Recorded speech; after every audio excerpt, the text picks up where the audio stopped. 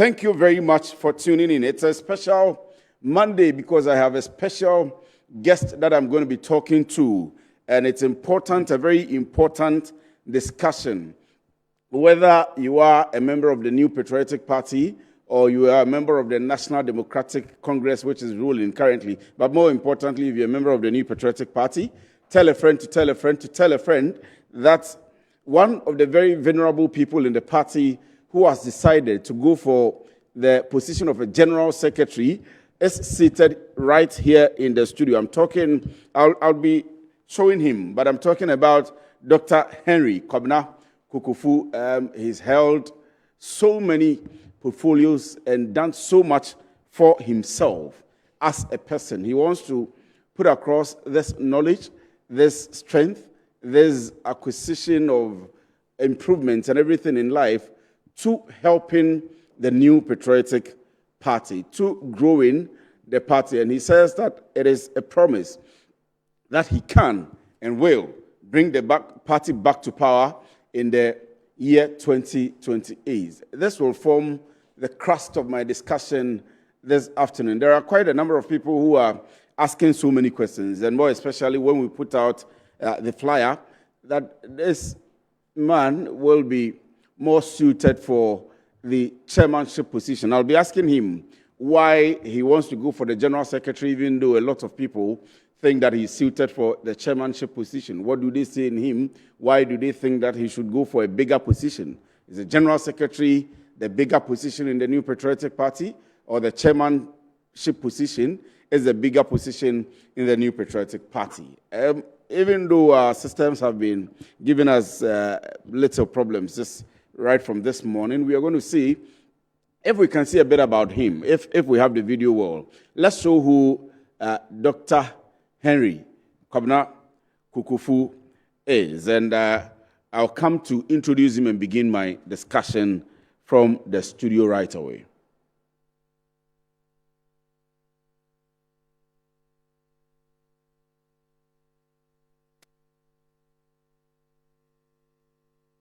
They are ready, or when it is ready, I'll go ahead. Okay, so I do have it. This is a bit of a profile of Dr.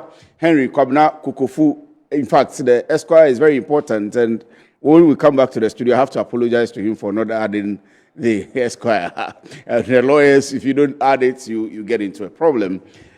He has a PhD in environmental science, LLD, honoris causa, LLM, Oil and Gas Law, LLM, National Security Law and Practice, and which is currently ongoing. And these are very important for me to show, because when I got my third master's, I was bragging about it all over on social media, and I took a picture showing my 3 fingers, welcome to the number 3, and so on and so forth. And this is somebody, well, maybe when we finish, we'll count all of them.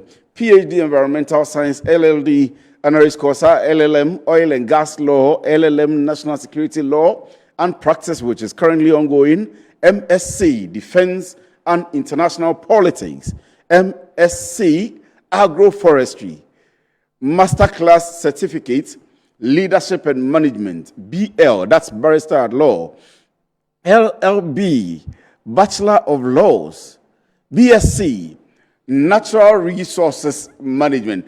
Please, Sandra Eugenia, I'm sure you should come back to me in the studio. Hold on, just come back to me in the studio. Let me begin the discussion and we'll come back to this. Come back to me in the studio. Come back to me in the studio. So, Dr.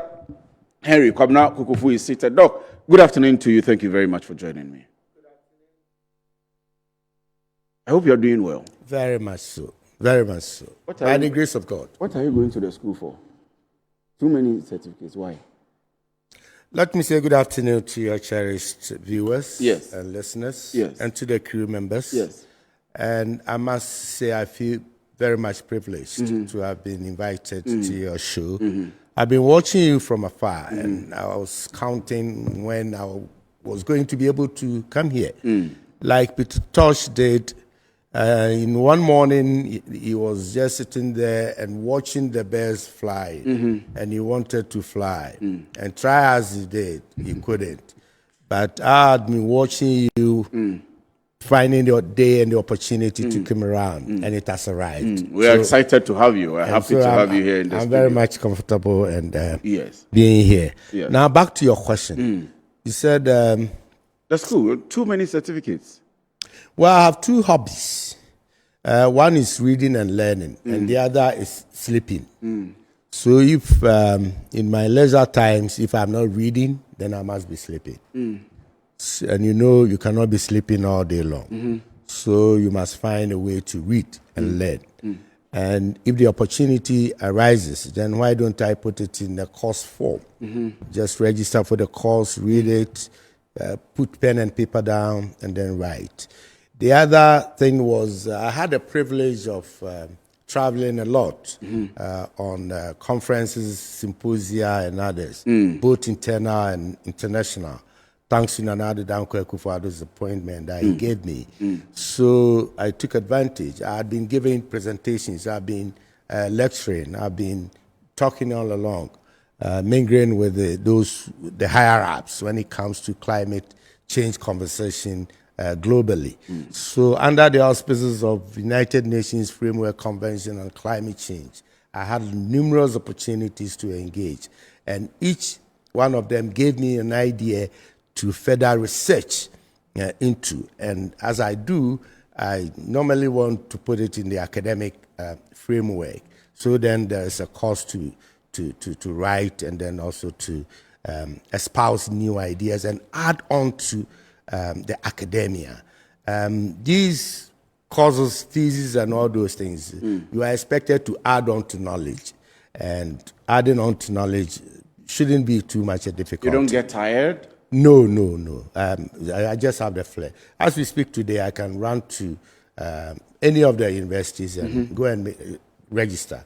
Currently, I'm teaching as a part-time lecturer at the University of Ghana. I'm teaching environmental law and policy. And anytime I engage my students, fresh ideas come. And I just profile some form of an investigative topic that can be investigated. And once I said that, I said, why don't I then go ahead and do the investigations all by myself? So I don't get tired. I don't get tired eating. I don't get tired sleeping. So I don't get tired training the mind and also seeking for knowledge.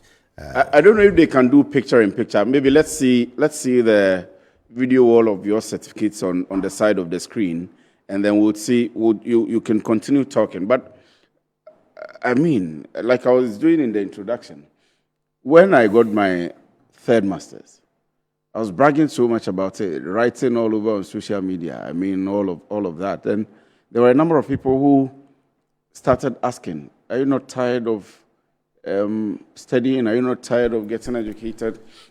I'm thinking of getting a PhD or maybe doing a proper law or something. And I'm looking at how many? 1, 2, 3, 4, 5, 6, 7, 8, 9. And then there is a next slide also. I mean, what's your motivation? What's your inspiration? What inspires you? Well, do I even know? I think by the grace of God, I get inspired whenever I encounter challenges. There are problems or challenges to be resolved. And these are done through the seek of knowledge. You have to read around it, you have to research, you have to investigate. And in so doing, you simply put it in academic framework, as I just said earlier on. So there's nothing too special about it. But you can acquire all these letters and all that. Is it that easy, or you have a big brain, you can study? I mean, you must be a shark to be able to want to be an academic, but to be a kind of person who is achieving so much like this. Is it because you're a genius? Is it because you are sharp-brained? What is it? I will leave that one to you to decide. I have been following you. I know you, so I would say that. But for you, what is it? Okay, let's leave it to those who don't know me. Today they are getting to know. But you see, you can acquire all these letters and everything. If you do not, and you are not endowed with indigenous knowledge, what we call Ifianyansa. Yes. You understand? Yes. If you don't apply wisdom together with this book knowledge, it's quite useless.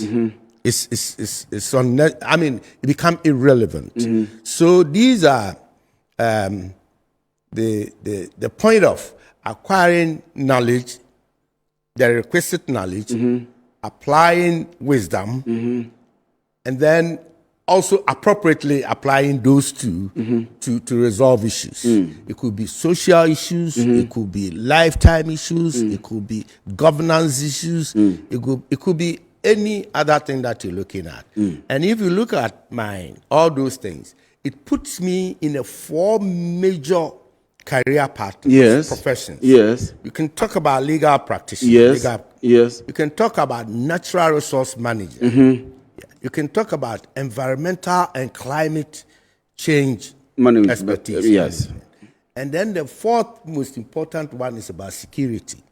Yes. Security and intelligence. Yes. These are 4 key areas that I operate from. And without getting closer to me, it will be difficult for you to appreciate. But it is when I put them into practice, when I apply them at the appropriate time and the appropriate levels. So it's one of self-enhancement, self-made. I mean, self-development, versatile. You can turn around and everything that's around you, you have some idea over. Sometimes a very deeper idea, but you don't sort of blow your horns until you forgive me for digressing. I mean, we'll come back to our point, but there are a lot of young men within or across all the political spheres who will be watching you now, who will get inspired by what you do, who have been inspired. I think some time back, I listened to you or watched you talking about how you started, and you didn't start early enough. Within the time frame that you have acquired all of these is remarkable for young politicians, for anybody who wants to attain a certain point in life. I remember that interview. I've forgotten exactly who did that, but I remember very well because in my following you, I think when I was in level 400, one of your daughters had come to school, Ajwa, had come to school, and she was my friend. So I've been following you since. Wow. Since. And I listened to the story, and it was quite inspiring for me, which has guided some of us. How did you start?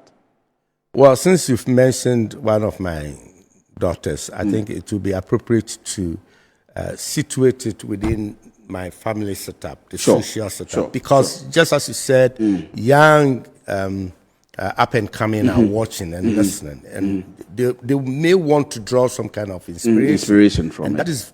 That's perfectly that. A good leader must inspire.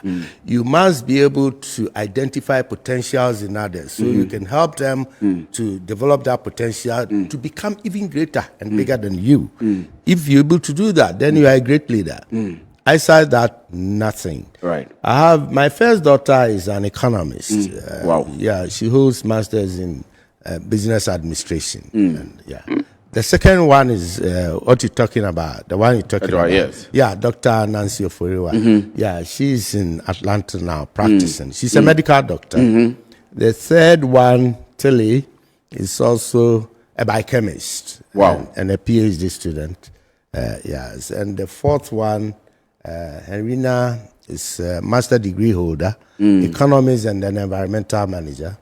Yes. But you're giving them a lot of pressure and burden. With all of these acquisitions, they would naturally be burdened to speed up.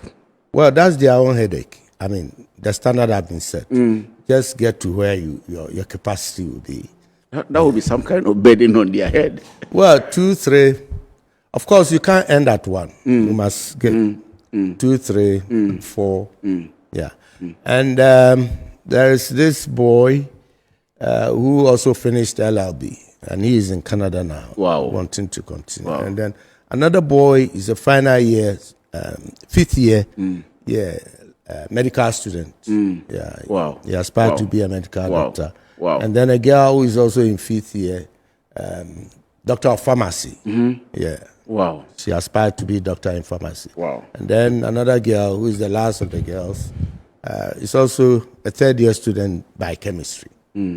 So you have no option than to study in that setup. And of course, there's no pressure that much. But so let me get to your question.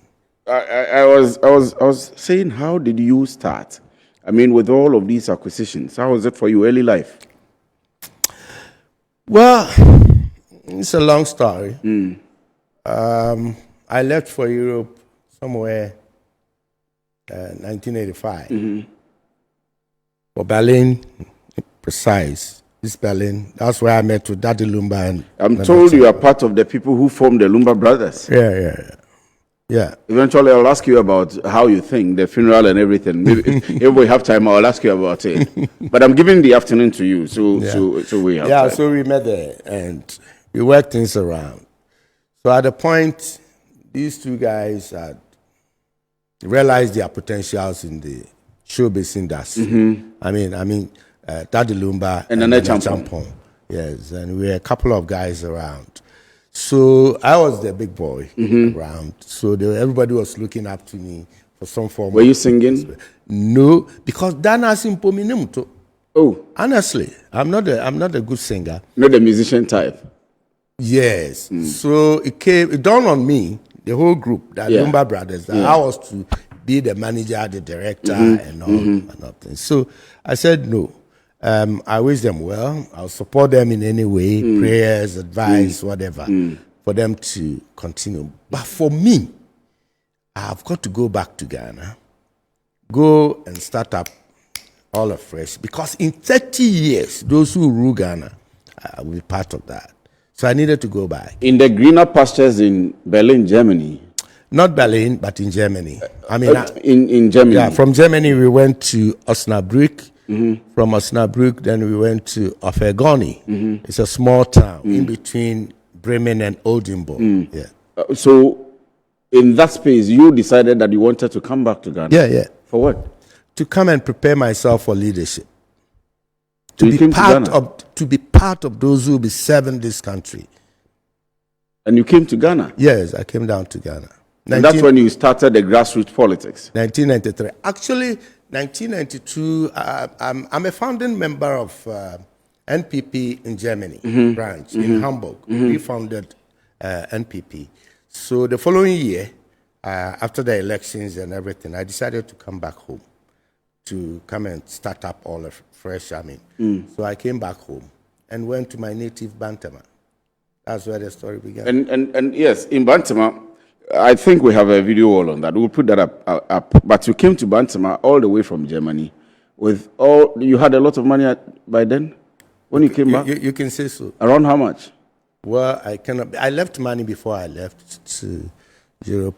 You want me to go back? My dad was a cocoa farmer, but he was a cocoa clerk officer before then. He worked with PZ, Peter Zakonis, and then UAC. Do you know UAC? UAC? United Africa Company. They were all cocoa buying companies at that time. So Ghana had also established the Ghana Cocoa Marketing Board. So he was drafted into the Ghana Cocoa Marketing Board. And he rose up to be a regional depot keeper. Okay. Yes. He was transferred here and there. Tafo, Achim Tafo, Bichim, I remember. I was a very young boy. I remember Bichim, I remember Tepa, I remember various areas. And then finally he settled in Kumasi, Asante region.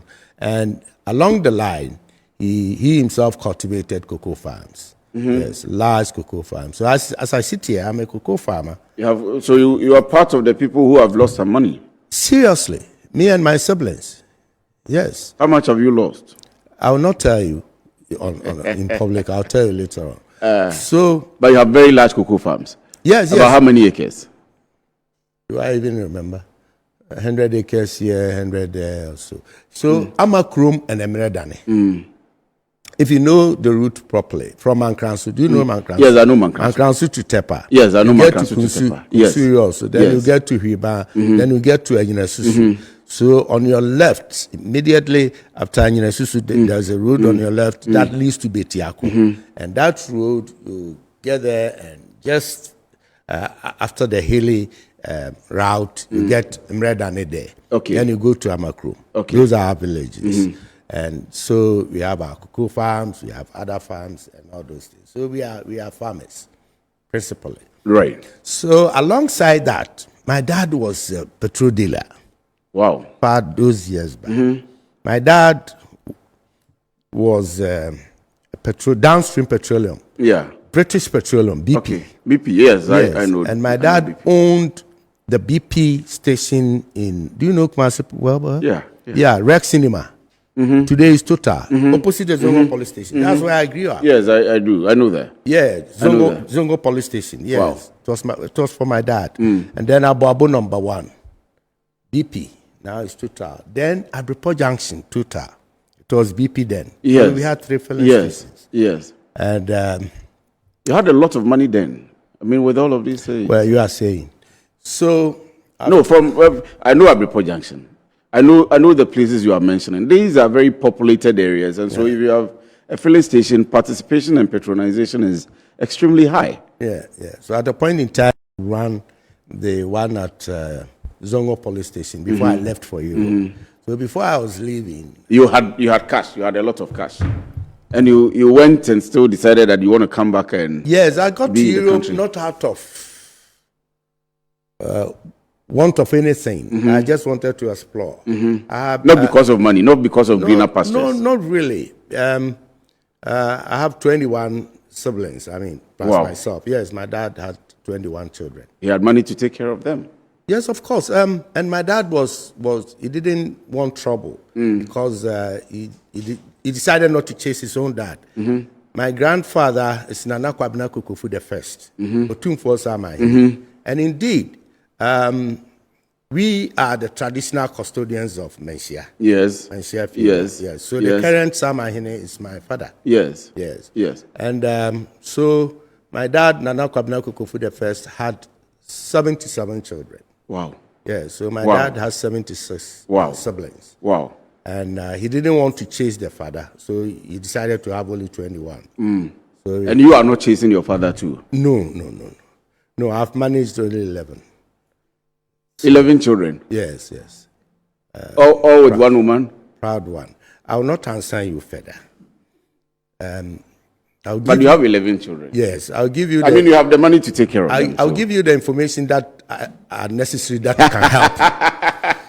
But Wafa, we have. Well, we've been calling you Wafa, so yes. I mean, you are everybody's uncle. But it's important that we're having a conversation. People will want to know you. I mean, all we know is EPA. All we know is helping President Kokofu doing this. All we know is but let's know you. Yeah, you see. Yeah, so it's important. It's important to know thyself. You know. Yeah. So most of my siblings were outside. In UK, in Germany, here in US. So growing up, I decided to just explore and see what was happening. So I got in, like I said, I met with Lumba and Co and all that. Initially, I got disappointed. So I made up my mind that I must go back and then do what I'm supposed to do, what I'm destined to do. And that is leadership servant. I mean, serving society, serving your country, leading the pack, giving out what you've been able to acquire or what has been given to you. So eventually, I decided to come down. I came down. I established 2 companies, starting working, and then I found myself back in the university. So I started. So I gave myself 20 years to study. 20 years. That's what I promised myself. I ended up studying for 23 years. You have so many certificates. Yes, and some people, Chairman General Kwamsi Faka. Yes. I think the Venerable Kwesi Pratt. Yes. Lawyer Ohinama Nkwejan. Yes. And I think about 2 or 3 people have placed embargo on me. They said He said no more education, schooling. no more studies. Otherwise, maybe you would have hit around 13. Instead of the 20 years, now 23 years. Yeah. To Because now I 30 still years. have topics that are You want to explore? yeah, and can be investigated. Wow. Yes, I did for my PhD 2015 coming. I did research in how we can explore policy and legal issues to solve the small scale mining problem. That was my topic, and I looked at the gaps in there, both policy and legal issues. Yes, legal issues, legislation. And I came up with some very revealing conclusions that to me, if we are to look at it together with other investigations that have gone on, maybe we'll be able to come close of solving the problem. Let's do a bit of politics. If we have time, we'll come to Galamsey. How you think we can solve Galamsey? We'll do a bit of cocoa too. Yeah. And pushing maybe up to the 1 million ton target or beyond that, how we as a country can be able to do that. But being academic, number one, having money, number two, a regular politician would think that you will come and go for the regional chairmanship position straight away. But you didn't. What happened? Well, the idea of coming on board to serve Ghana, through my political party, was conceived years back. I told you before I came down to Ghana, I came down home.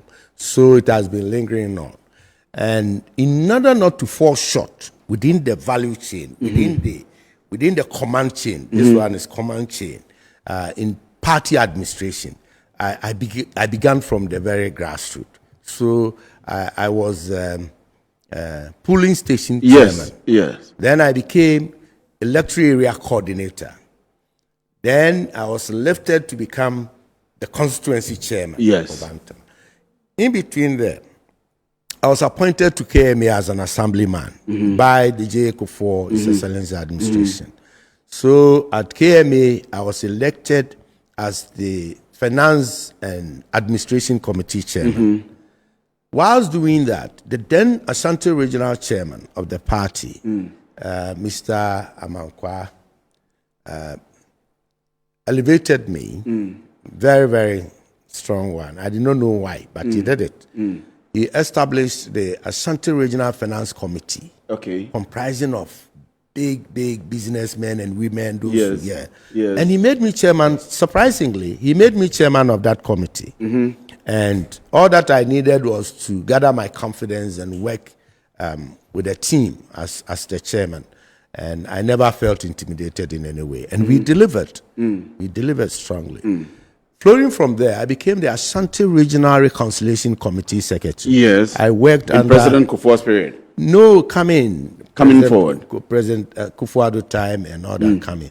I worked under Honorable Osei Prempe. Okay. And then Chairman Yamankwa as the co-chair, and together with others to help reconcile the party at the various levels within the region. Then I became the Ashanti Regional Elections Committee Secretary. There was a lot of tension and heat. So our good old first woman to occupy the seat of Chief of Staff, Honorable Freeman Opare, herself asked me and gave me the orders to go and be the secretary to the Ashanti Regional Elections Committee. And I went, and we were able to resolve the issues. All these while I had been communicating for the party. It's about 25 years on the line. Yes. And then I was made a Bantama MP. I had to climax my service at the constituency level to the region. And so I came on board nationally. And at the national level, I've been a member of the Constitution Review Committee under John Boadu's administration. And a lot more ad hoc committees I'll be called upon, and we worked. So Nana Addo Dankwa Akufo-Addo appointed me to EPA as the CEO. And that also brought me on board to the governance level. Yes. I mean, governance. And that in itself also sent me on the international stage. Yes. Through the climate change conversation and Yes. conferences Yes. and all those Yes. things. The COP, you remember COP? Yes, Committee of Parties. Yes. That's the annual ritual thing that we do in the climate change.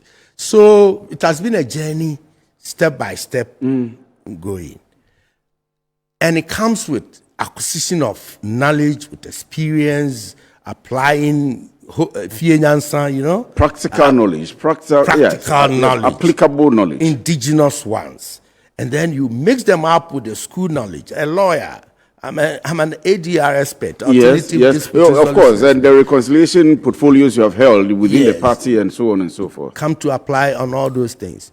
Something I never did in my life by way of schooling had been the finance and administration bit. But I got a very clear knowledge at KME to the extent that my tenure is still deemed to be the best. Whoa. Yes, in KME. As the head of the finance committee of KME? Yes, and administration. The records are there. People are there to testify. So, and that position, I won it in absentia.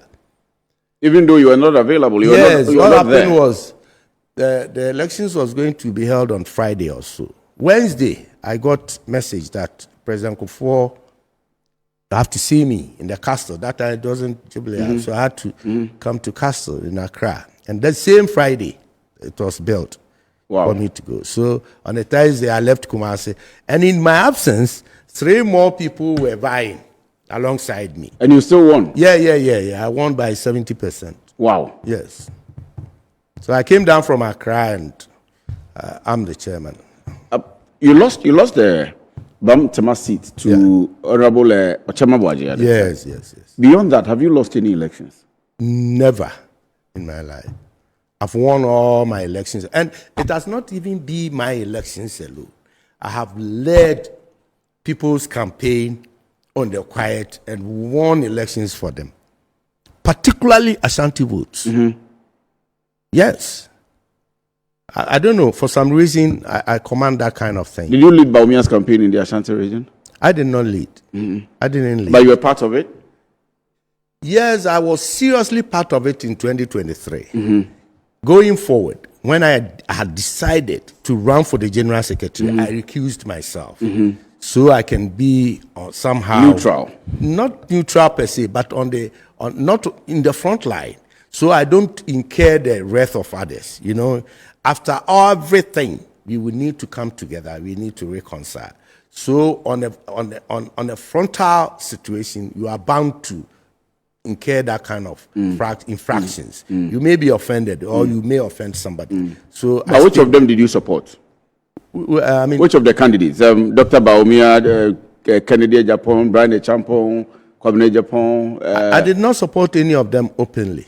Yeah, but there was obviously one of them you wished would win. Did your candidate win?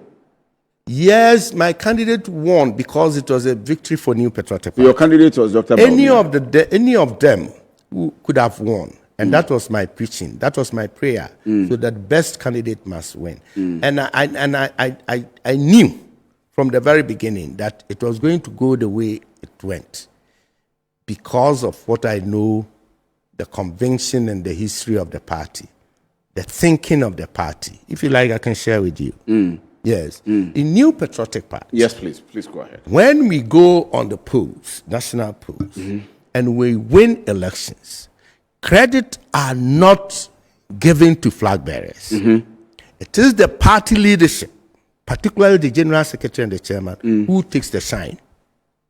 For what? For the organization of the party or for the mobilization of the party?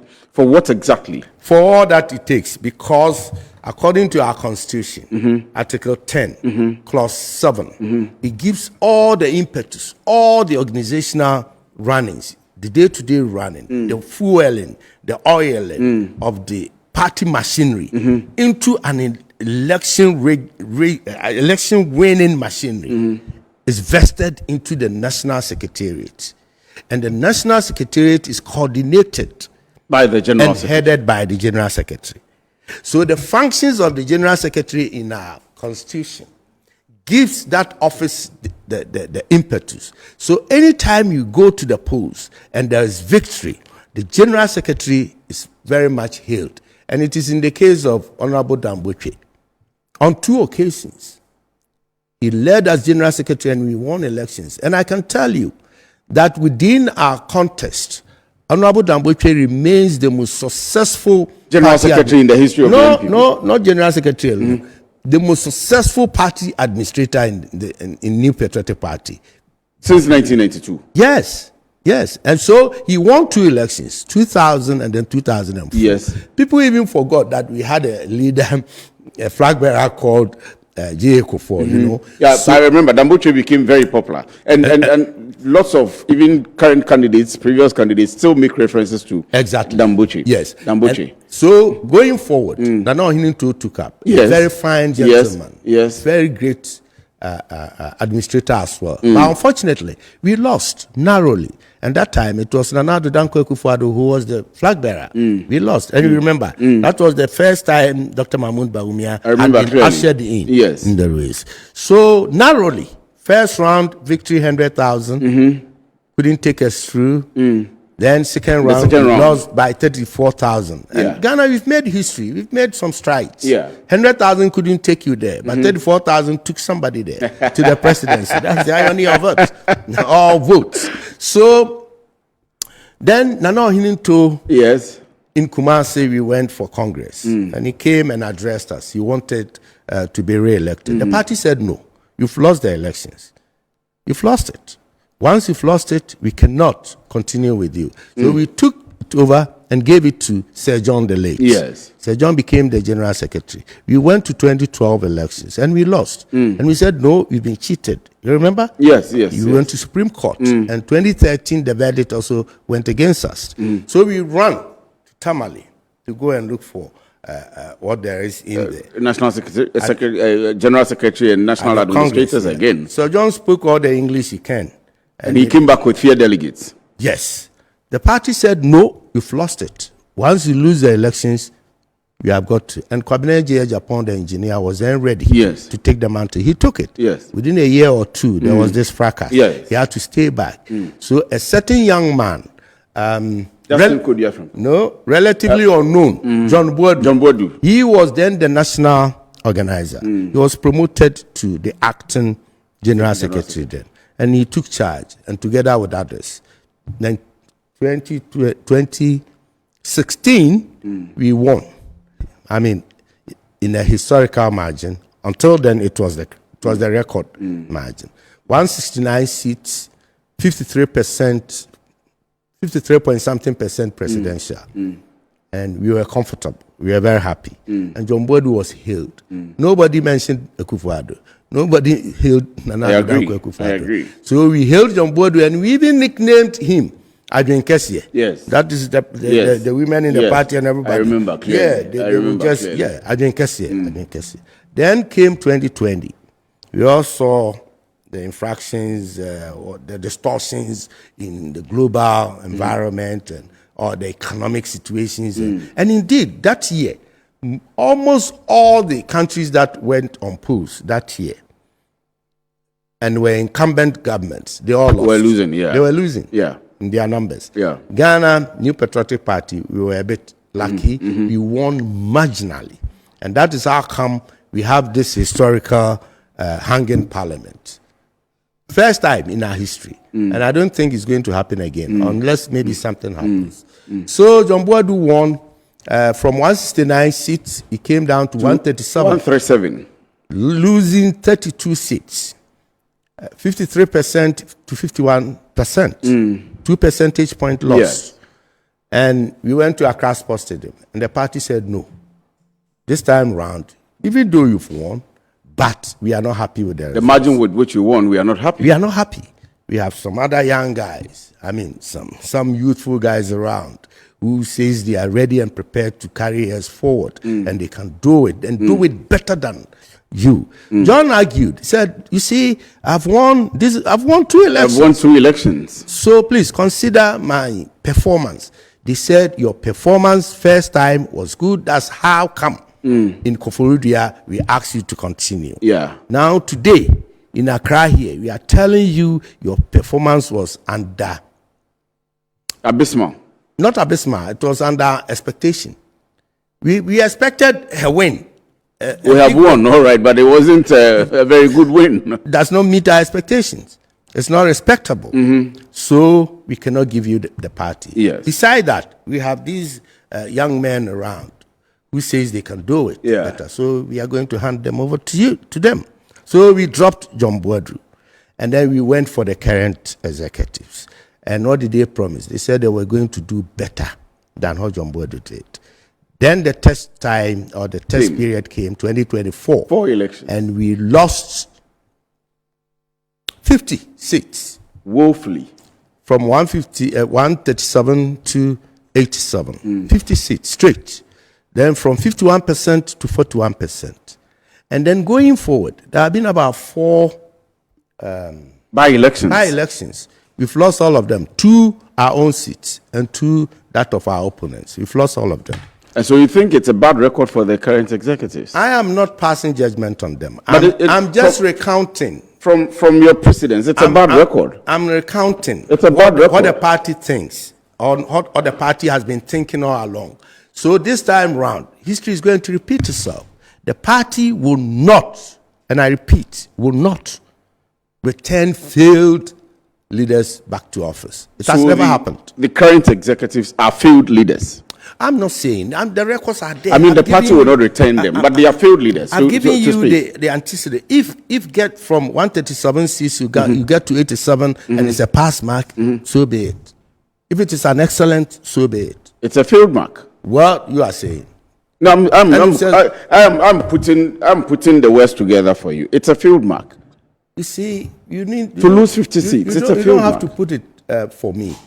Put it out there. For viewers and for onlookers. You know, observers are worried. Observers get worried when it's clear. When it's clear that something is not right and you try to make it right. How can? Yes. 169 seats to 137 seats. Yes. Be so bad.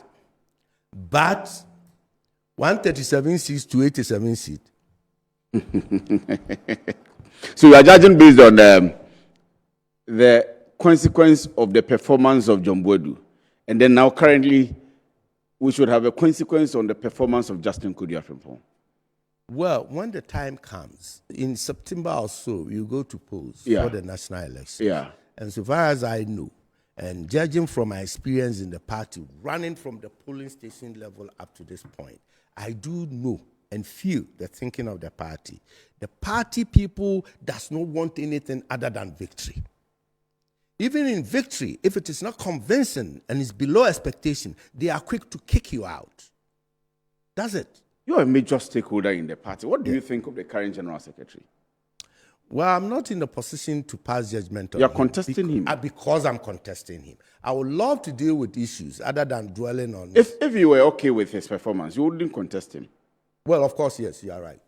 So his performance is abysmal? Well... In your rating or in your Well, those who came around who wanted me to, just come on board, had opined that the party has sunk so low, the lowest ebb that we can recall in history. And so they are looking up for some of us to come around and salvage the situation. So they see me as one of the rescuers. Indeed, first group wanted me to consider the flag bearership. I told them no. Okay. I will not. Okay. And then, yes, your name had come up in some quarters that the hope people repose in you, the faith they repose in you, there are higher positions they think you should go for. Yeah. Yeah, there's one don't mention now. The platform is yours today, so you go on. They have suggested national chairman. Yes. I was going to mention national Ashanti chairman. regional chairman. Yes. And then there's one in the vice president. In the cooler. Well, but you see that one, it's never a contestable position. Why is it not a contestable? It's not an electable position. You don't want to go for vice president? No. If Dr. Baumia considers you. It is at the pleasure of the holder, Yes. the flag bearer. Yes. So it is always said a selection. You can be selected. But all others we're talking about, they are elections. You go to polls, you go to the people, you talk to them, they will weigh you. If Dr. Baumia comes to you today, will you accept it? If he selects me, yes. Why not? Are you hopeful that it is possible he may select you? Based on the statistics we have usually had, you are from the Ashanti region, very strong in the Ashanti region. The regional dynamics will come into play, the religious dynamics will come into play, masses dynamics will come into play, lots of things, your experience will come into play. Is it the confidence or the posture you exude, your personality that you exude, all of that will come into play. It is possible he may want to consider you as part of the list he would look at. It is possible. Yeah. But for now, I'm eyeing the general secretaryship. Mm-hmm. And that one is an elected position. Mm-hmm. That one I will have to go to the kingmakers and then place my record and everything there. And then respectfully, humbly ask for their mandate. That's one thing. The other is to just keep on the corner, pray to God, hope upon hope that the flag bearer may catch your eyes, may consider you. Yeah. I prefer going to the electorate. I prefer going to where I began. To bid your chance. Then, if on top of that, the flag bearer thinks it's deep and thinks it's fit to consider me, I will gleefully agree to that. But do you hope to become a vice president or president one day? Is it a vision? I mean, you have prepared yourself academically, politically, Ghana everywhere. Well, respectfully, I want to defer answer to this question to another time, our next encounter. But for today, fair enough. For today, politely, I will not answer. Fair enough. Fair enough. Let's come back to why you won't contest the chairmanship position or any other but the general secretary. Well, you look like a chairman of a national party, of a party strong enough to manage the economy of the country. The two leading political parties. Your appearance, everything, your knowledge, everything, looks like somebody who can steer the affairs of the New Patriotic Party. Why General Secretary? The presidency is the ultimate. So, judging from where you're coming from, I should have gone for the presidency. But yes, it's also possible. So, but that notwithstanding, yes. The good thing is, I am not in any way underrating any position in the party. No position is bigger, neither is it smaller for me. Even if I were to be the watchman at the headquarters or whatever, I'm ready and prepared to. However, it is important to know thyself and the circumstances of the day, the exigencies of the time, knowledge, particularly when you are multitasked and you are multi-knowledgeable, you must always find a very comfortable zone where you can deliver best. You can put me as chairman, but trust me, I'll be more useful and I'll be more productive one step down as general secretary. I can be at Apex, but knowing myself, I strongly believe that I can do better as a general secretary. Better than the current one? I don't know, but I will want to work hard for the party to be rebuilt with sound, resilient, ready and poised to go to battle 2028. And you see, there's one thing, that we have a flag bearer now, so it's not too difficult talking about Dr. Mahmoud. Yes. He's the flag bearer. Yes. And once he's the flag bearer, he's everybody's arrowhead as far as you are in NPP. So this is a person that we must own him, guide him, guard and protect him. And in fact, his immediate family, which is the spouse around him. Now, years back, going into 2024, this man virtually was left so vulnerable and all the barrages were thrown at him. Yes. Insults. Yes. Insinuations. Yes. Half-truths. Complete lies. And all manner of things. His reputation was so much battered, and there was an attempt to assassinate his character to the point of no recovery. Fortunately, the inbuilt resilience in him, the modesty and the humility in him, and by God's grace, he was able to withstand all these unnecessary external pressures that would have weakened and destroyed an ordinary person. He has been able to withstand that. He has gone through the most difficult presidential primaries in our history. I agree. And he has come out successfully. I agree. So what remains now is that he will need to have national leadership that is so poised, so strong, very, very, very determined to do what needs to be done that was not done previously. That is to protect him against all manner of attacks, so we can do it. And he did one thing. He, as a flag bearer, he did one thing for Nana Addo Dankwa Akufo-Addo that most of us haven't averted our minds to. I don't know, maybe you may. He stood between Nana Akufo-Addo, the flag bearer, yes, and the NDC, our opponent. Yes. And he took all the bullets. All the bullets. And that left our flag bearer then quite some good space to maneuver and do the needful. Yes. He was a barrier. He served as a barricade. He was the first port of defense for the flag bearer. And trust me, at the point, NDC and their candidate were confused. They didn't know whether they were competing with him or they were competing with Nana Addo Dankwa Akufo-Addo. So that's how come that massive victory came 2016. He did it, and it was quite strategic. And he did it perfectly. Yes. Now, he requires, as we speak today, yes, the same kind of barrage and the barricade. And for me, the National Party must be ready and prepared to provide him that kind of protection.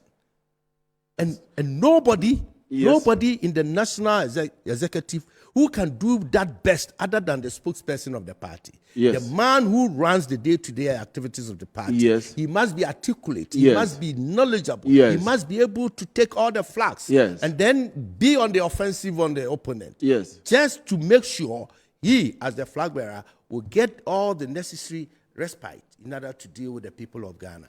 And then we'll be comfortably giving out the policies. Based on what you say, there are some people who think that the General Secretary is timid, or the NPP is timid.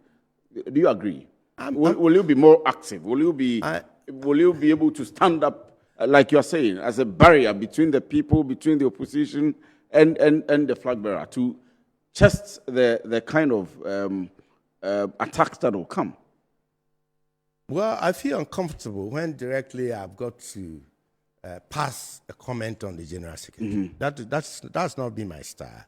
My style had been dealing with the issues on the ground and leave out the personalities. I'm saying that the office of the General Secretary must have all the prerequisite. I am excited about that, and that's why people think that you should have gone for a higher. People, in fact, when we posted your flyer, there were people who feel that your kind of politics is worthy of emulation, and I intentionally ask you some of the questions I'm asking, and you don't dabble in maybe quote unquote dirty politics or doing down your opponents. Political patronage. It can even be within internal. Yeah. Dirty politicking and political patronage is not reserved for the external opponents.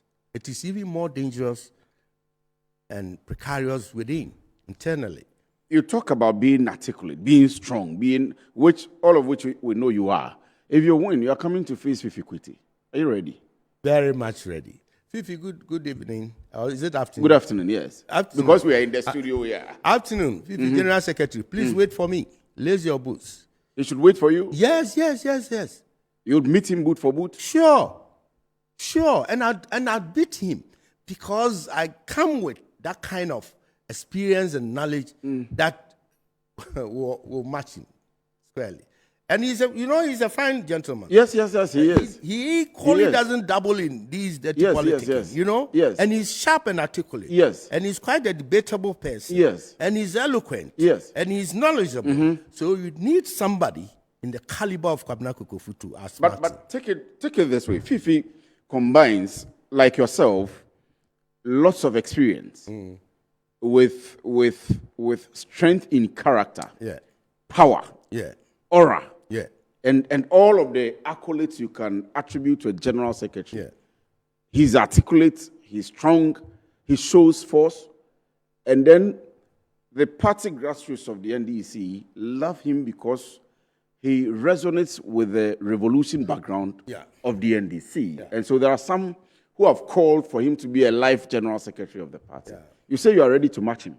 Yeah, recently there were some section of the NDCs who were insulting him, who were angry at him because he had made up his mind and his position on the so-called third term for John Dramani. Mm-hmm. Do you remember? I remember clearly. Yeah, yes. Where he had called some people who were calling for that to be done. So he spoke his mind. Yeah, he spoke his mind. And that is it for you. Will you be able to do that? More than that. If your candidate becomes a president, then you have to stand up to him. Would you be able to do that? More than that. If it is in the interest of the party, not my interest, not Parikwa, not something I want to do to unmake the party, something that will strengthen the party, something that will make the party thick and strong going forward. Otherwise, why antagonize your flag bearer?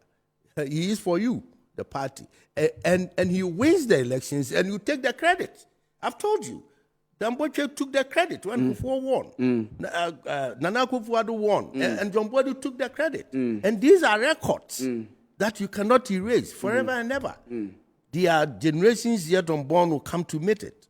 And their names have been engraved in golden letters in the annals of New Patriotic Party history. I would want same. I would want to leave the scene being the one who helped to rebuild the party, led the party to victory, and that will be my legacy. Winning the elections is one thing.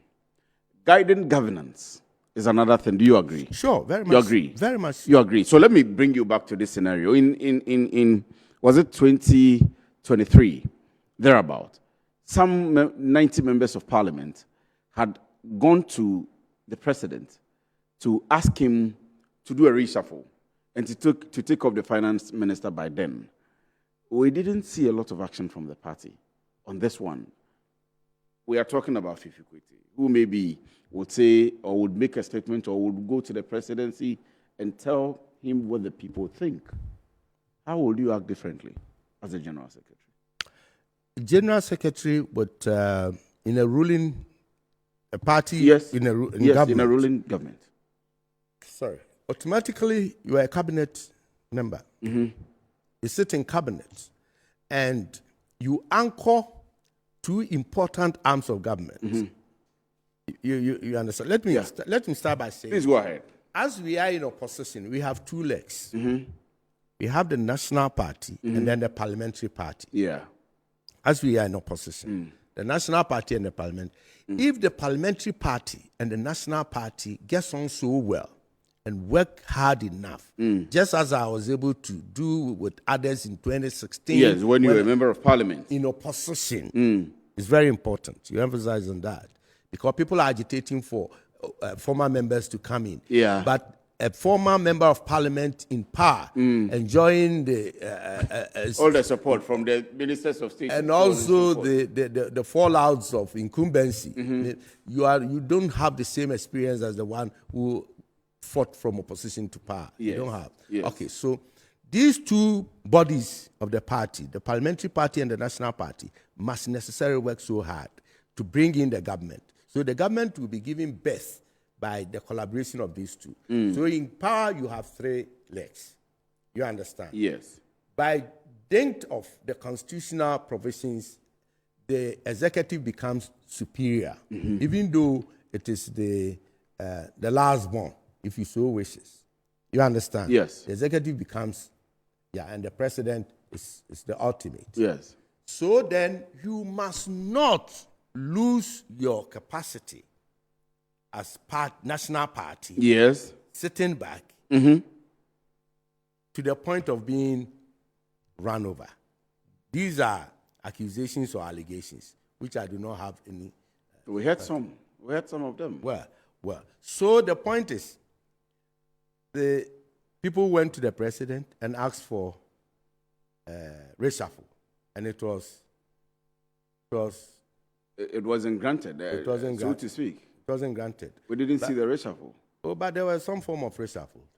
Me, I was reshuffled at EPA. Well, that's yes, February yes. 22nd, 2024, I left office. Then another person came in. Another strong NPP person came in, Dr. John Kruger. And he came to continue where I left. And he worked so assiduously. He was another party member. And he also had the right, or you should have the privilege of serving in that public space. So my sector minister, Dr. Kokofu, he was the Minister for Environment, Science, Technology, and Innovation. He was reshuffled. Then came in the MP for Mfansiman, Honorable Ophelia. She took over. And there had been several other places. Wafa, how is your touch with the people? So you are convinced with the reshuffle? Are you okay? Because I can go on and on.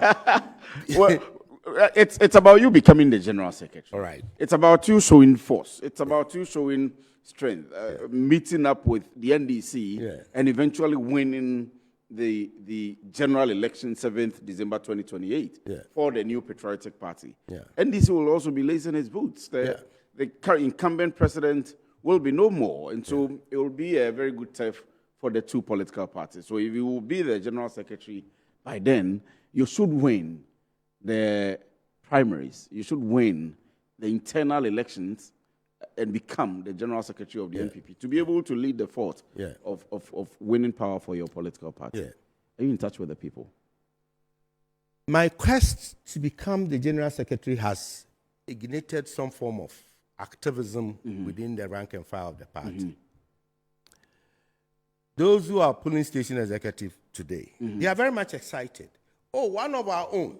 Once upon a time, he was a polling station executive like myself. And he has risen to this point. Please, let's support him. Then the electoral area coordinators come on board and says, yes, so if I could serve the party and then get to that level one day, then Kokofu have shown the way. Let us help him. Then the constituency executives, particularly the chairman, comes on board and says, wow, one of our own. Yeah, the chairman are your people, your own people. Yes. So one of our own has graduated to this point. Then it tells you that Lumba wasn't wrong when he says, then it does all So me at this down level, and it does all me because Kokofu is inspiring. He's showing us the way.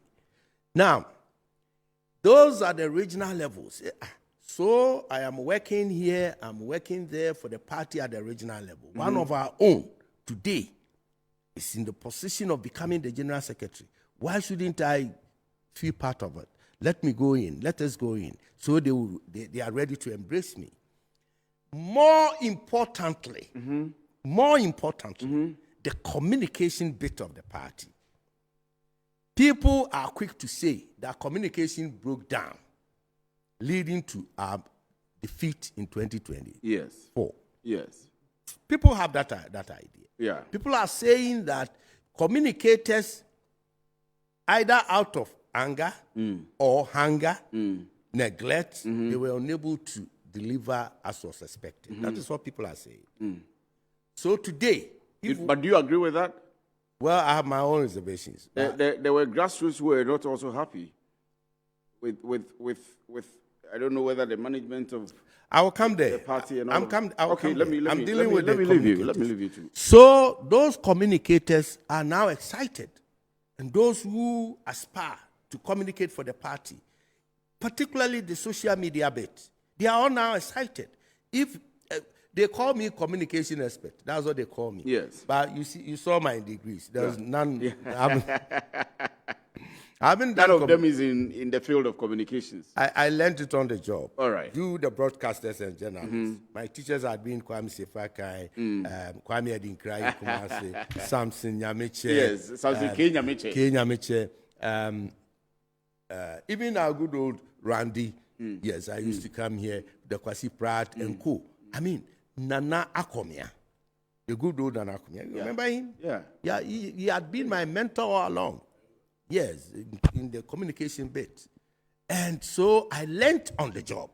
So now the communicators in the party and those who aspire to be are very much upbeat. They want to see Kokofu there. If Kokofu is the general secretary, he would then ensure and make sure that the communication bit is strengthened. And that will be. So I can read the Constitution for you, yes, if you please permit go me. ahead. Article 10, again, Clause 7, under the national organization. And Clause 7 deals with the office of the General Secretary. What has he got to tell us? Yes, it says,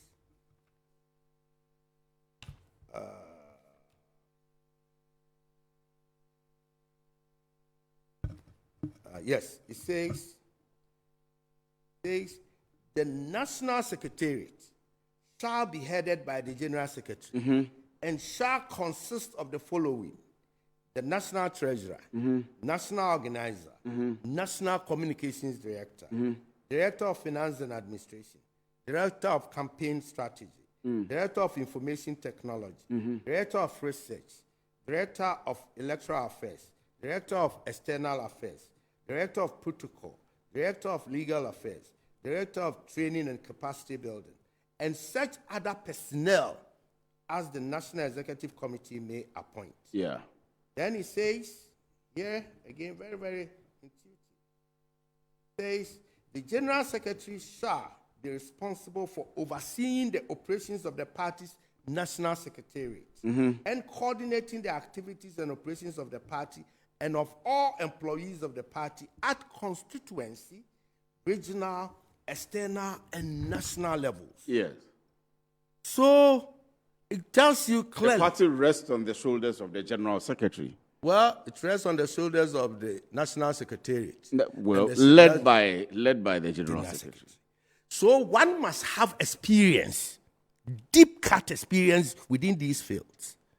And if you have Kokofu who had done the polling station, he had done the electoral area, the constituency level, the national, the communication, and intelligence. You know, I have security and intelligence. Yeah, defense. Yes, I've seen that certificate too. I know the national security architecture, the intelligence gathering through data and deployment of expertise, the international geopolitics, what is happening between Iran, Israel, and US, Iran, Israel, what happened in Ukraine.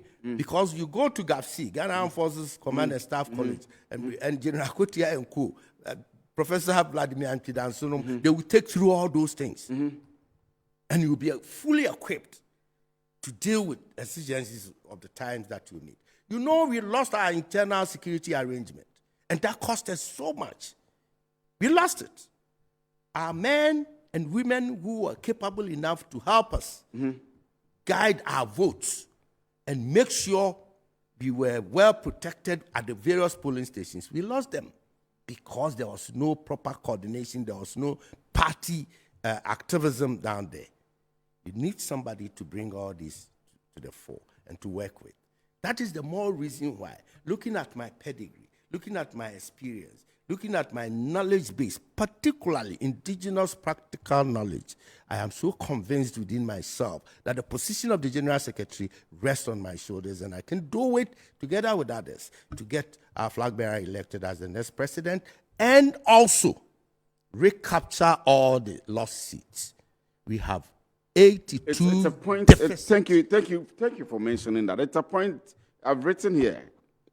That's how will you 50 seats, and you need to recapture the 50 seats and at least one or two more seats to be majority in parliament.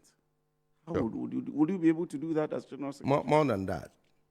More than that. I had witnessed the party, New Patriotic Party, coming into governance systems from 1993 coming with 0 seats. 0. With 0, yeah.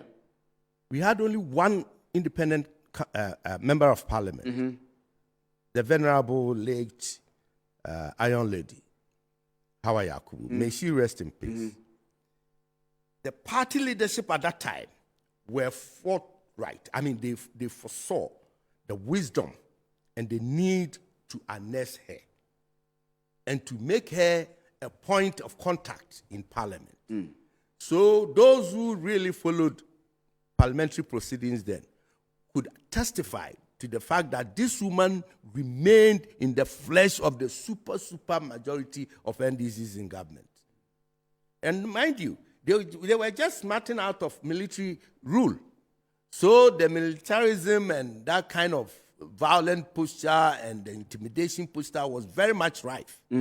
However, this woman, being guided and guarded by the New Patriotic Party leadership at the time, was fortified enough to lead a pack. And most of her articulations and actions and the doings were in tandem or being supplied by the New Patriotic Party from outside Parliament. So we did it. Till 1996, where we amassed some seats. Was it how many? 69? With the 69 seats, the same good leadership that were paraded at the time for the party, national level, was able to work hard enough for us to win 69 seats. And they went ahead to work with the parliamentary party. Those were the times where we discovered the Hakman Osua Jemans, yes, the Kufia Prekus, Danado Dankwe Kufuado, name a whole lot. Adokufuo, Kwame Adokufuo. You can talk about my own Bantama, Dr. Richard Anane. Yes. Dr. Anane. A host of them. You just mentioned Yaberima and co. And then he became known as the almighty majority leader also. Honorable Ajay Ejapon. Remember him? Yes, I do. Yes. NDC was also parading the JH Usue Champon. We paraded JH Mensa. So there was much, very, very, very spirited debate and encounter. We were in opposition. We were in minority then. The super minority, 69 seats against their majority. The party worked with this small number and was able to turn the tide, turn the table, under the auspices of Dan Botwe and the other leaders of the national. So you won. Eventually peaking at 169. Exactly. And so now you are at 87. Before. It has been done before. So if you are facing the same challenge and you want to do it, it is said that when the going gets tough, it is only those who are tough that get going. It is not ordinary people. You don't parade any ordinary men and women around and hope that you'll be able to surmount this hurdle. But do you feel embarrassed? I mean, 87 members of parliament. Let me put it this way. Considering the peak at 169 sometime. Let me put it this way. I feel uncomfortable because we've recorded 0 before and we stepped in to get 69. And then under President Kokofu, we graduated up until we lost again, 2012, and then now we've lost heavily. This is a heavy casualty. But then, if you study the dynamics properly, if you are a good strategist and a good leader, there is a window that we can be able to recoup all those things. It calls for a big heart. It calls for deep thinking. It calls for experience. It calls for agility, resilient, and determined, ready and prepared to work together with everybody without recourse to vindictiveness, without recourse to favoritism, without recourse to self-aggrandizement. So it is doable. It is something that can be done and can be done. Don't forget, NDC also losing when we got 169 felt so much humiliated. They did just one simple thing. They revamped their national executive structures. Yes. They are moving to the national chairmanship position. And then he single-handedly poaching Fifi Kote and planting him, making sure Fifi becomes the general secretary. And then other push here and there, and they strengthen their party. That is dynamism for you. It is not about putting the same old stock who couldn't deliver and then wanting to. Indeed, I've heard, still maintain. So the question is, still maintain what? You want to maintain your 87 seat and even go down? You want to maintain your 41%? Seriously? No. Still maintain the 87 seats. Yes, so that you don't go down. Because there's no indication that they can climb up any further. There's not. Look at the way we went to Ayawaso recently, just about some few. All national executives were nowhere to be found. I saw. Yeah, it's a cause for concern. I didn't see. I saw Madam Hawa Kumsin all over the place. Yes. Ayawaso East, Baba Jamal's place, yes. We crisscross around. And at a point in time, I met some executives within the constituency. They said, Honorable, we've been left on our own. Oh. Very, very bad. So the point now is the people are yearning for rebuilding of the party. And they want all inclusiveness. They want unity. The youth want to see proper roadmap, the role they have got to play, what is ahead of them, what is in stock for them. How can we mixed up, integrate the old and the new so they can learn, and how most of the old or the elderly within the party can impart knowledge and that kind of patriotism, the love for the party in them. It calls for coaching. It calls for political, a friend said, proper integration, and then also consciously lifting them up. I mean, you just pick them up and then you are able to impart knowledge. These and many others now puts the burden on the youth of today in the party. The youth are saying, our own has let us down. The youth in the party, they are saying, we can't see our way forward. So uncles and big brothers, please come around. Come to Mesopotamia. Is it not so? Yeah. To help. Come. So come help rebuild. And one of the youth couched something for my campaign. He said, rebuilding with the youth and for the youth. That is, from today going, use that one. We'll see that on your campaign. Yes. And young people are doing this for you. Yeah. They came out all by themselves. They're the young group within my campaign setup. And they are championing the social media activism. And they are all over. They are in schools everywhere, campaigning and saying that we need our topmost men and women to come on board so they can shape things for us. So once we take over, we are fortified. We will learn, and we would have studied the dynamics and the terrain. So rebuilding with the youth and for the youth. Through mentorship and political coaching, practical experience, attaching ourselves together, integrating, imparting knowledge and wisdom from the elderly to the young. And even most of the young youth ones may also impart positively on the elderly. Okay, my time is up, but do you follow data? Data? Yes. Very much. We sat down with Global Info Analytics, putting our data on Ayawaso East elections, on 2024 elections, and so on and so forth. Have you thought of engaging any of them or looking at what the data is, and if so, how your win will be if elections were held today? Fortunately for me, I've been in the system for quite a long time. And you should remember, the days of Kokofu Bantama was thick. Elections and everybody looking up to Florida. Yeah. This is the man. Yeah. And I'm here sitting in front of you. Done it behind the scenes. Today, I'm coming on the forefront. And I can assure you, if elections were to be held today, I will be the next general secretary for the party. If elections were held today, you will be the next general. I've heard people talking about, money, resources. Yeah. I was going to ask you that. Do you have money? Your opponents seem to have a lot of money. You see? Or we are told. You see, you be ready and prepared to donate something small. Of course, I will. That something small will be the widow's mite that the Lord accepted. It's going to be. I will set record here in Ghana, a new patriotic party. The man who won a major elections without influence of money. Hands down. So after September, you're going to win. I'll win in September, not after September. No, you'll win in September. Yes. So after September going, I'll be the next general secretary of the party.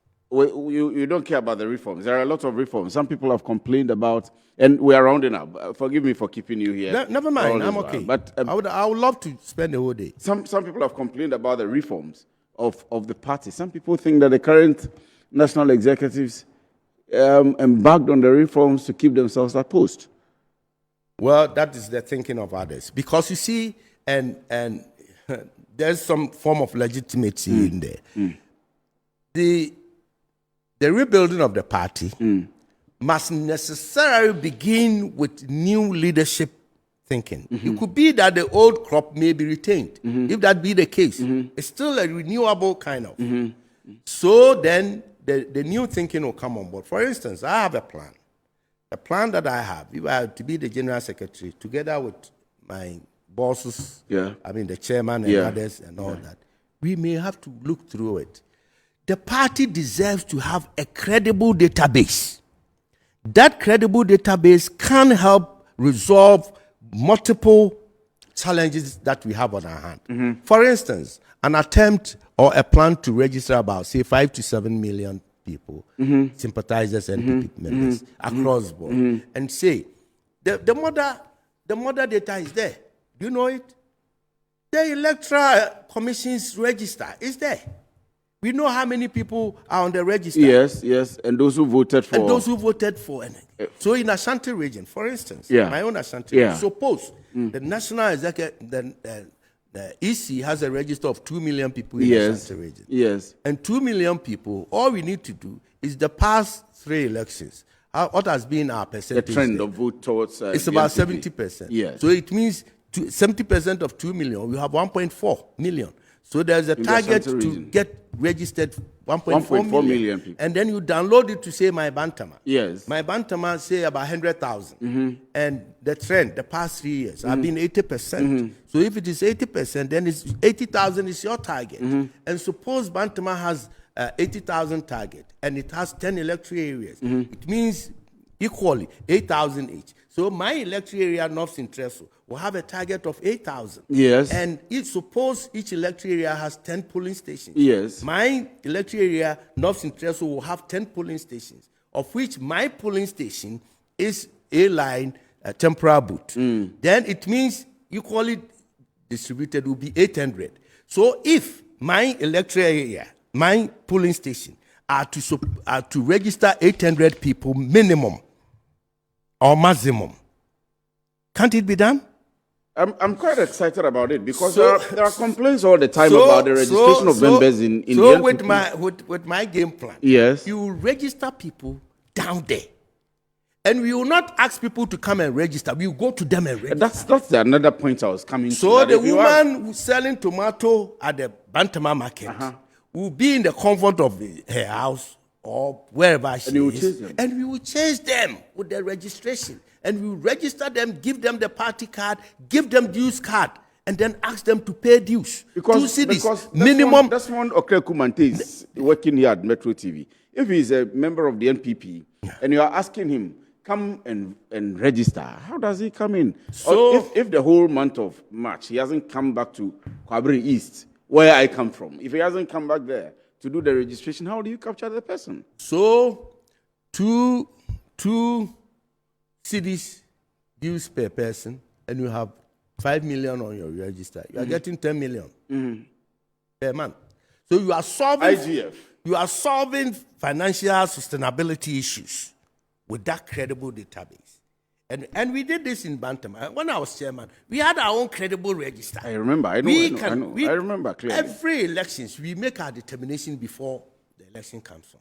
Because we look at our register, we go to the various electoral areas, we go to the various polling stations, and then see the dynamics. People have moved. People have shifted here and there. We chased people with the register where their new locations are and convince them to come and vote, or they take their votes to where, their present locations. All this we did, and they were practical. Something that can be done. It's about leadership. It's about direction. And I provide that. We are rounding up, but are you aware that your biggest opponent, probably, most probably, in these elections, will be the incumbent General Secretary, who is also from the Ashanti region? In fact, from Asokwa to be precise. Yes. Bantama is big. Asokwa is also not doing bad in numbers.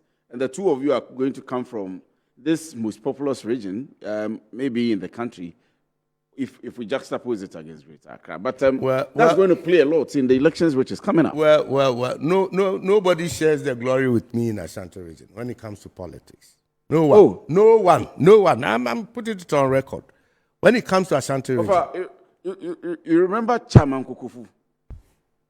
That's some long time back. Just about 3 weeks ago, there have been press conferences upon press conferences begging me. Some people have even offered me money to come and just take the Ashanti region. Chairman Kokofu is some years back. I am telling you, just about 3 weeks ago, there have been press conferences upon press conferences, delegation upon delegation, asking me to abandon the General Secretary and come and take the Ashanti regional position. So Ashanti region belongs to you. So far share no glory. So far as politics is concerned. And I've told you, I have the polling station people as my colleagues. I have the electoral area people. I have the constituency executive chairman. I have assembly members. Do you know how much the assembly members loves me? And do you know how many assembly members are delegates in the system? And do you know how many people within that enclave that lost my communication bit, that want to see me as the General Secretary at the helm of affairs, explaining issues, debating the NDC, exposing the iniquities and the shortfalls of the current government? They want to see more. They want to see that. Preparing a very formidable ground for the flag bearer to take off, providing the needed shield, the barricade, protect him in all forms of attack. And need be, we go on the offensive and attack. My time is up.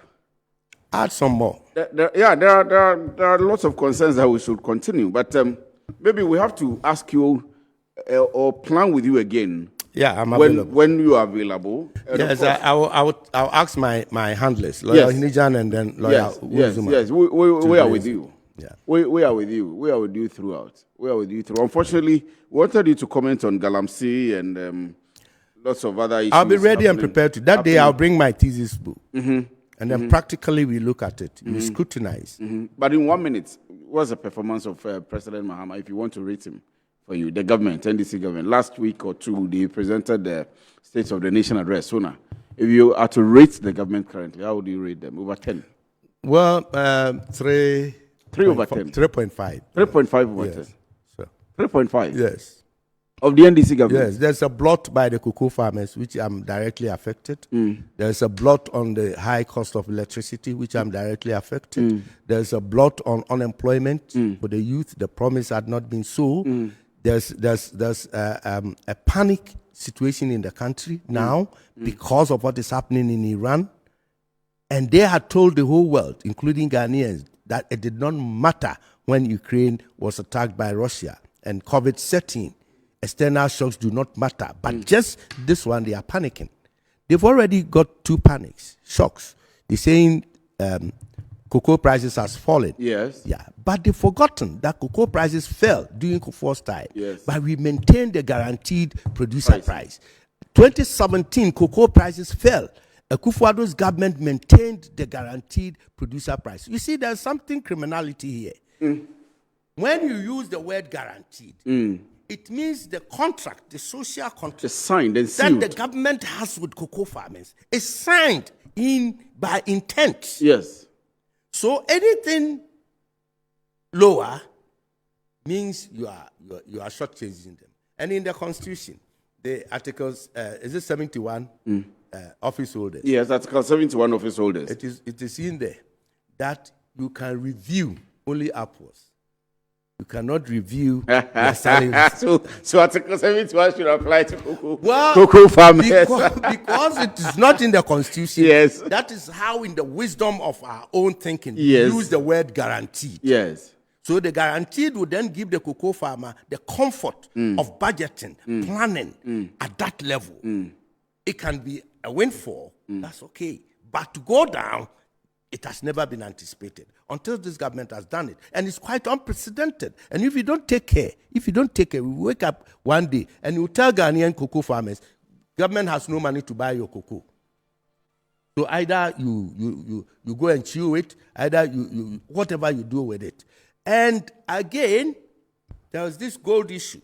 Yes, I was. 18. My time is up, so maybe 1 or 2 minutes. Please do that. My producer is on my neck. Is it metric tons? Yes, 18 metric tons. tons have been sold. Tons of gold. So they say. They are telling us we are going to lose about $1 billion, according to. Yes, from September to December, it's been sold.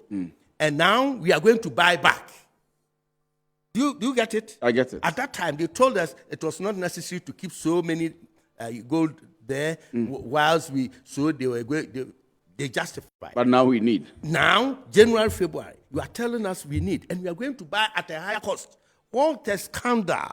What Ghanaians demand to know. And this is the work for us, the opposition. The opposition party, the national party, must be up and doing. We must put the feet of the government on fire and let them come and explain to Ghanaians how come that management is going on. And we have just been told by the gold board boss. He says that we should brace ourselves because there are going to be operational losses. Have you heard that? Yeah, I have. Because I've of Iran war? Yeah. Seriously? So the bombs that are being thrown in Iran, now it is hitting the pockets of gold producers here in Ghana. Hitherto, we have been told that if a bomb is thrown in Ukraine, it does not necessarily have a reflection on the 7,000 kilometers or miles away. But today, you want to justify it. At a good time, I will come and then we will defend the party and also protect and defend the legacies of J. Kokofu's government. That of Nana Addo Dankwa Akufo-Addo's government. We will never let them go. We will put them all together and make Ghanaians know the positivities that occurred under those two regimes. So this is what we'll do. We'll get a team to follow your campaign. Right. And then we'll be updating the public every now and then how your campaign is going and how people are responding. At least that promise we can make to you. Okay. From Ignite Media, Metro TV, Original FM, and Metro Digital on all our social media platforms, at least to support your campaign. That's the bit we can do for you. But thank you very much for doing the watching. My guest has been Dr. Henry Kwabena Kokofu. We call him Chairman Kokofu, uncle for everybody, and he's gunning to become the general. Don't forget the expert. In fact, forgive me initially for not. I'm just reminding you. I'm adding to it. He's a lawyer. He's a man of many colors and many hats, and he wants to become the general secretary of the new patriotic party to lead the party back into power in election 2028. We'll keep with him and we'll keep bringing you up to speed how his campaign is going and whatever he does. My name is Kwesi Efri, and this has been Good Afternoon Ghana. Good afternoon to you all.